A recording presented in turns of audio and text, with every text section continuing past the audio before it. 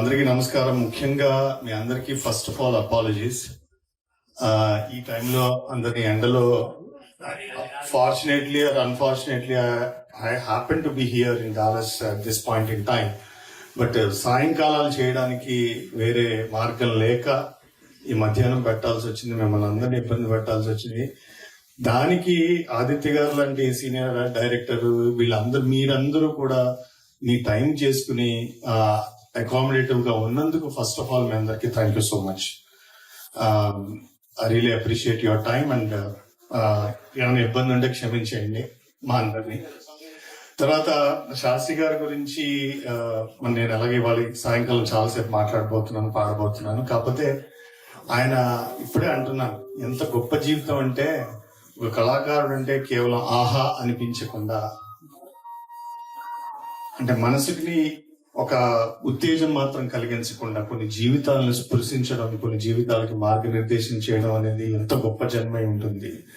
ఎప్పుడూ పాటని కేవలం ఒక వినోద సాధనంగా కాకుండా, జస్ట్ సోర్స్ ఆఫ్ ఎంటర్టైన్మెంట్ కాకుండా మనుషుల జీవితాలను ఆయన స్పృశించారు. కాబట్టే ఇవాళ వెళ్ళిపోతే రేపు కూడా పట్టించుకోనటువంటి కమర్షియల్ వరల్డ్ లో, ఎస్పెషల్లీ సినిమా ఫీల్డ్ లో ఇన్ని వేల మైళ్ళ దూరంలో ఇంతమంది మనం ఆయన గురించి మాట్లాడుకుంటున్నామంటే ఎంత గొప్ప జన్మ.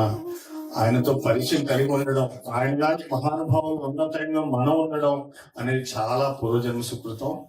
అందులో ఒక మెట్టు మేము, ఆదిత్య గారు, నేను ఇంచుమించుగా ఆయన్ని కూడా, ఆయన పెద్ద కొడుకులాగా నన్ను అబ్బాయిని పిలుస్తారు, మేము ఒక్క మెట్టు ఎక్కువ. అలాగే చాలా మంది యంగ్స్టర్స్ ఇక్కడ ఉన్నారు, ఆయన ఫుడ్ స్టెప్స్ లో ఫాలో అయ్యేవాళ్ళు. సరే, ఇక ఈ కార్యక్రమం విషయానికి వస్తే, ఈ పాటకి గోపి గారు ఫోన్ చేసి అమ్మాయిలు అంటే ముఖ్యంగా యువత చాలా చిన్న చిన్న విషయాలకి నిరాశ పడుతున్నారు. ఆ కాన్సెప్ట్ ఆయన చెప్తారేమో అనుకున్నాను, ఆయన చెప్పలేదు కాబట్టి నేను చెప్తున్నాను. ఐడియా అయిందే. సో ఆయన చెప్పిన మాటకి నేను రెస్పాండ్ అయ్యి తర్వాత ప్రతి చిన్న విషయానికి యువత నిరుత్సాహపడిపోతున్నారు. ఎందుకంటే వాళ్ళకి అన్ని వడ్డించిన ఇస్తారే. So there is no excitement. మన చిన్నప్పుడు ఒక వాచ్ కొనుక్కోవాలంటే మనం ఏదో సాధిస్తే తప్ప వాచ్ కొనేది. ఇప్పుడు వాళ్ళకి డైరెక్ట్ గా యాపిల్ వాచ్లు ఇస్తున్నారు. మనకి సినిమా కావాలంటే నెలకో సినిమానో పండక్కో సినిమానో. ఇప్పుడు 24 గంటలు వాళ్ళ చేతిలోనే మంత్రదానం ఉంది. So there is nothing that excites them. So when you lack something and when you work hard for that and when you get it, that excitement is different.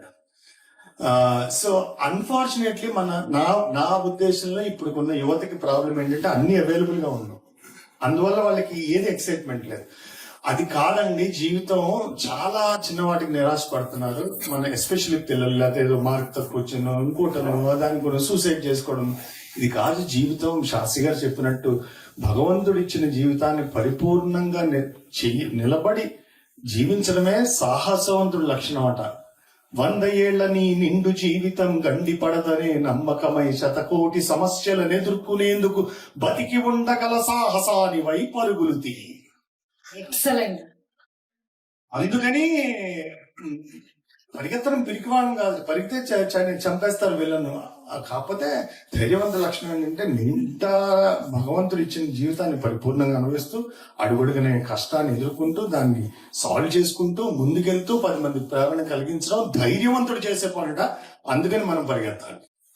So అలాంటి ఒక గొప్ప వ్యక్తి ఇచ్చిన సాహిత్యాన్ని మనం ఇన్స్పిరేషన్ గా తీసుకుని ఇవాళ యువత కోసం, మన పిల్లల కోసం ఏదైనా చేయాలండి అంటే తప్పకుండా ఒక పాట చేద్దామండి అని ఆ కాన్సెప్ట్ అలా అనుకుని ఒక పల్లవి ఒక ఛానల్ ముందు, అయ్యో నాదేమైపోయింది, నేను ఏదో చేద్దాం అనుకున్నాను, మా నాన్న ఏదో చేయమంటున్నారు, లేకపోతే మా పక్కింటి వాళ్ళు ఏదో చేయమన్నారు, నేను చేయట్లేదు, అన్ని నాకు ప్రెషర్ ఎక్కువైపోతుందని ఒక అమ్మాయి అనుకుంటే, తర్వాత మధ్యలో శాస్త్రి గారి సాహిత్యము లేకపోతే ఒక పెద్దవాళ్ళ జీవితమో ఆ అమ్మాయికి తట్టి లేదు కాదు ఇలా నిరుత్సాహపడటం కాదు, ఏది ఏమైనా సరే నేను నా గోల్ రీచ్ అవ్వాలి, ఎంత కష్టమైనా కన్విన్సింగ్ గా. పెద్దవాళ్ళు అబ్జెక్ట్ చేసినా దాన్ని కన్విన్సింగ్ గా చెప్పాలి. ఒక మార్క్ తక్కువ వస్తే ఇందువల్ల తక్కువ వచ్చిందో నేర్చుకుని ఆ తప్పు మళ్ళీ చేయకుండా ఉండాలి అని అమ్మాయి రియలైజ్ అయ్యి ఆ అమ్మాయి గోల్ వైపు ప్రయాణం చేసేటువంటి ఒక ఆస్పైరింగ్ అంటే ఒక యూత్ కి ఒక ఇన్స్పిరేషన్ గా ఉండేలాగా ఈ పాట చెయ్యాలి అనేది కాన్సెప్ట్. సో అక్కడి నుంచి సరే శ్రీజ గురించి నేను చెప్పాలి అంటే, శ్రీజ నా స్టూడెంట్, లేకపోతే గోపి గారు దాన్ని పాట చేద్దామన్నారని రికార్డింగ్ స్టూడియోకి తీసుకెళ్ళినామండి. అది జరిగే పని కాదు. కానీ జనరల్ గా అంటే ఒరిజినల్ గా అమ్మాయికి ఒక ప్రొఫెషనల్ సింగర్ అయ్యేటువంటి లక్షణాలు ఉన్నాయి. అది నేను రూఢీ చేసుకున్న తర్వాత ఆ పాట చేస్తానని చెప్పాను. అప్పటికే 4 గంటలు పాటించాను. లోపల శృతిహాసంలో బోర్డు తిట్టుకుంటూ ఉంటుంది, బయటికి నవ్వుతుంటుంది, నవ్వుతుంది, అందులో బోర్డు ఎత్తుకోవచ్చు మనం. బట్ నాకు సింగర్లు నన్ను తిట్టుకోవడం అనేది చాలా కామన్. ఒక అమ్మాయి గీతా మాదిరి పాట పాడిస్తుంటే సెకండ్ టేక్ ఓకే అయిపోయింది. ఏమైంది సార్ అన్న. ఏమైంది సార్? ఓకే టేక్ బాగానే ఉంది కదండి. కోపం వచ్చిందని అంటే ఏంటి నీ ప్రాబ్లం? టేక్ ఓకే చేస్తంటే ఏమో సార్ మహతిలోను కీర్తనలోను టేకులు ఓకే కావని బయట టాక్ అండి. మహతి స్టూడెంట్ మా బాస్ మణిశర్మ గారిదా, నేను గురువు. మరి అది గురువు స్టూడియో, ఇది శిష్యుడు స్టూడియో, మేము ఏం చేయలేము అమ్మాయి బాగుంది అని చెప్పారు. అలాగా అమ్మాయికి మీరు నేను యాక్చువల్ గా చాలా మందికి ఇండస్ట్రీలో వినిపించినా కూడా ఇది ఎవరు ఇంత ఫ్రెష్ గా ఉంది, ఎవరు ఈ అమ్మాయి పాడింది? ఈ అమ్మాయి ప్రొఫెషనల్ సింగర్ కాదు, షీఈ్ ఆన్ ద వే అని చెప్పాను అనమాట. సో అలాగా ఒక తీసుకోవడము. సిరివెన్నెల గారికి చాలా మంది శిష్యులు ఉన్నారు. ఆయన్ని మార్గదర్శనం తీసుకుని ఆయన మార్గంలో ఇప్పుడు మేము మ్యూజిక్ కంపోజింగ్ లో కానీ దాంట్లో కానీ రాజా గారిని, బాలు గారిని ఎలా ఆదర్శంగా తీసుకుంటామో, శాస్త్రి గారిని ఆదర్శంగా తీసుకుని ఆయన మార్గంలో పయనిస్తూ అద్భుతమైన సాహిత్యం రాస్తున్న వాళ్ళు నాకు చాలా మంది తెలుసు. వాళ్ళందరూ నాకు చాలా ఆప్తులు కూడా. ఆ వరుసలో ఇప్పుడు నామోచ్ఛ్వాసం కవనంకి ఒక టీమ్ ఆఫ్ ఆయన శిష్యులే పనిచేస్తున్నారు. యశ్వంత్ బాలు గారు, కిరణ్ గారు, అలాగే శతగ్ని. ఇక్కడ మీ ఎదుర్కొన్న ఒక అబ్బాయి ఉన్నాడు అక్కడ, వివేక్ అని, most talented lyricist, one of the most talented lyricist and another follower of Sitaram Shastri garu. అబ్బాయితో కూడా నేను తమ్ముడు అని పిలుస్తా ఉంటా. మేము అవకాశం వచ్చినప్పుడల్లా నేను ఒక్కొక్కరికి లింక్ చేస్తూ ఉంటాను అనమాట. సో అలాగా యశ్వంత్ని ఆ ట్యూన్ ఇచ్చి రాయమని చాలా అద్భుతంగా రాశాడు అబ్బాయి కూడా. ఐ థింక్ లిరిక్ మేమేమనుకున్నామో 100% ఆయన of course director point of వ్యూలో కాదండి. నేను ఎంతసేపు నా తత్కారం వచ్చిందా, ఓవరాల్ గా కాన్సెప్ట్ వచ్చిందా అని డైరెక్టర్ గారి సూపర్విజన్ జరిగిందంటే ఇంకొంచెం బెటర్ గా ఉండొచ్చేమో తెలీదు. Because director as I keep telling, director will make you think in different direction. That is why he is the captain of the ship అని. That's the how the song took a shape. And ఇవాళ ఇక్కడ ఉండడం అన్నిటికన్నా ముఖ్యం అండి. ఇప్పుడు musicians రకరకాలుగా పనిచేస్తారు. సినిమాలకు పనిచేస్తారు, వెబ్ సిరీస్ కి పనిచేస్తారు, డివోషనల్ ఆల్బమ్స్ చేస్తారు, సింగిల్స్ చేస్తారు, ఇండిపెండెంట్ మ్యూజిక్ చేస్తారు. కానీ ఒక గొప్ప ట్రాక్ రికార్డ్ ఉన్న డైరెక్టర్ ఒక్క ముందు వెనక తీసుకోకుండా ఒక అమెచ్యూర్ సింగర్ పాడిన పాటకి నేను చేస్తానని ఒప్పుకోవడం, అది ఎంత సంస్కారవంతమైన పని. ఆయన కూడా చెప్పలేదు ఇది నా స్టేజ్ కి సరిపోతుందా, లేకపోతే బయట ప్రపంచం ఏమనుకుంటుంది, అది కాదు. పాట నాకు నచ్చిందండి, మా అమ్మాయి నేను చేస్తా అని అందము. గోపి గారు అడిగిన వెంటనే ఒప్పుకోవడము. నేను ఎక్కడ నాగార్జునతో పనిచేశాను, నేను ఎక్కడ తరుణ్తో పనిచేశాను, లేకపోతే నేను అంత పెద్ద పెద్ద సినిమాలు చేశాను. ఇది ఇంత చిన్న పాట నేను చేయడం అనేది ఏ ఒక్క రోజు ఆయన వెంటనే నాకు కూడా కాల్ చేసి, నాకు కూడా మెసేజ్ పెట్టి, అది ఒక పని మీద అత్యుత్తమమైన ప్యాషన్ ఉండడము, పెద్ద లెక్కలు వేసుకోలేకపోవడము, అవన్నీ అది చాలా ఉత్తమ సంస్కారం ఉన్నటువంటి టెక్నీషియన్ కి ఉండేటువంటి లక్షణాలు. సార్ అది ఇండస్ట్రీ నుంచి ఆదిత్య గారు నేను ఆల్మోస్ట్ ఒకేసారి వచ్చాం. ప్రాబ్లం ఆయన 2 ఏళ్ళు ముందు వచ్చి ఉంటారు, 1 ఏడాది 2 ఏళ్ళు. మేము చాలా సినిమాలకి, ఆయన జయంత్ గారికి అసోసియేట్, నేను మణిశర్మ గారికి అసోసియేట్. సో ఆల్మోస్ట్ ఒక 25-26 years.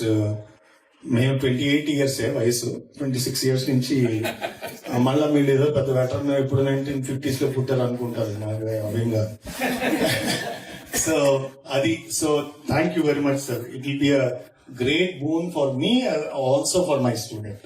Obviously, it's taking a shape under your supervision and your expertise. That's awesome. So that's all I have to say. I'm privileged to be here. మధ్యలో ఇంగ్లీష్ మాట్లాడితే మీ ఆంగ్ల సామర్థ్యం మాకు ఎందుకండి అనుకుంటారు.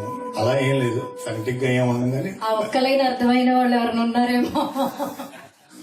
మీరు మాత్రం పనికిరారండి. నేను పనికిరాను. ఎందుకు పనికిరారంటే ఇంత స్వచ్ఛమైన తెలియజేస్తే ఇక్కడే ఉండండి, అక్కడ రాకండి. మీరు మరి చాలా ఒత్తిడి పలికేస్తున్నారు. ఇందాక ఇంట్రడక్షన్ లో ఎక్కడైనా ఒక ఇంగ్లీష్ మాట మాట్లాడతారని చేసి అదే మీ లాభం. మీరు ఇక్కడే ఉండండి. మీరు మాత్రం అంత స్వచ్ఛమైన తెలుగు మాట్లాడితే ఎలా అండి బాబు?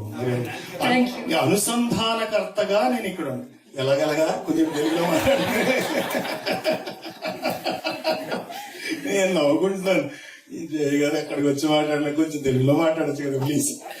నేను నమ్మరు. నా ఉచ్ఛ్వాసం గమనం కార్యక్రమం చేస్తున్న ఒక 2 లైటర్ వేల్లో 2 ఎక్స్పీరియన్స్ చెప్పి నాకు ఈటీవీ నుంచి మా ఒక చిన్న ఎవరు ఒకసారి వర్ధ గారు మీరు కొంచెం మీ తెలుగు డోస్ కొంచెం తగ్గించారు, అప్రస్ఫుటంగా భావ ప్రకటన ఇది మిత్తంగా ఉండడం అనేది అని ఎక్కడో మాట్లాడంట. కొంచెం మీరు కొంచెం డోస్ తగ్గించరా ప్లీజ్. అలాగేనండి. మధ్యాహ్నం ఒక ఆయన ఫోన్ చేశారు, వర్ధ గారు ఒక సాహిత్య కార్యక్రమం చేస్తూ మీరు మధ్యలో ఆంగ్లంలో మాట్లాడడం వల్ల ఆ కార్యక్రమానికి ఎవరికో ఉపయోగం ఉందా అన్నాడు. Okay, left right okay done, neutral అయిపోయింది అనుకుని చెప్తున్నా. Anyway thank you very much. And ఇక్కడికి నా మిత్రుడు వెంకట్, నా అంటే ఫస్ట్ యాక్చువల్ గా స్టూడెంట్ గా నేను సంగీతం నేర్చుకున్న తర్వాత సోదర భావంగా మారింది మా రిలేషన్. వెంకట్ కి ఫస్ట్ స్టూడెంట్, శ్రీజకి ఫస్ట్ గురువు కూడా ఆయననే. సో నాకు 2 సీనియర్ శిష్యులు, జూనియర్ శిష్యులు 2 ఉన్నారు ఇక్కడ. ఇప్పుడు మేము అంతచనం అంటే టామ్ అండ్ జెర్రీలో కొట్టుకుంటూ ఉంటాం. అనే నీకు అలా కాదండి, కలిసే ఏదో జోకులకి మా బ్యాక్ అండ్ ఫోర్త్ వెళ్తూ ఉంటుంది మాది. బట్ అంత దూరం నుంచి పాపం వెంకట్ కూడా వచ్చాడు. ఆయన్ని పైగా గోపి గారు కూడా ఎంతో సహృదయంతో అందరినీ కావాల్సిన వాళ్ళందరినీ ఇక్కడ పిలిపించారు. సంతోషం. Happy to meet you all. And we have some great people here. Meenakshi గారు లాంటి మ్యూజిక్ టీచర్, అలాగే మ్యూజిషియన్ అండ్ సుశీల్ గారు లాంటి వాళ్ళకి అత్యంత ఆప్తులైన వాళ్ళు. వీళ్ళందరూ సినిమా రంగంలో, ప్రొడక్షన్ రంగంలో అడుగు పెట్టడం, ఒక మంచి సినిమాకి ఆదిత్య గారి దర్శకత్వంలో రూపుదిద్దుకుంటూ ఉండడం, ఇవన్నీ సినిమా రంగంలోని విలువల్ని ఖచ్చితంగా పెంచుతాయి. డలాస్పురం నుంచి వచ్చేటువంటి ప్రొడక్ట్స్ అని ఖచ్చితంగా నమ్ముతున్నాను. I'm happy to be a part of all this. Thank you so much. For more videos like this, subscribe Big TV channel.